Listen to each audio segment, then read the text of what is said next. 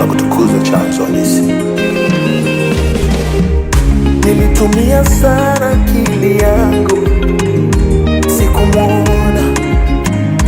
sikumwona na nikajipa muda kushukuru, lakini bado sikumwona.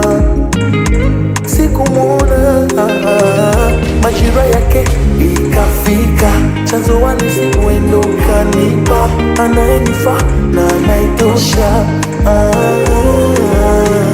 Majira yake zikafika, chanzo halisi mwendo kanipa, anayenifaa na anaitosha. Nimelipokea uhalisia wa tumbo la utajiri wako, nimelipokea chanzo uliyependezwa naye, makusudi ni yeye, nafunga agano naye, chanzo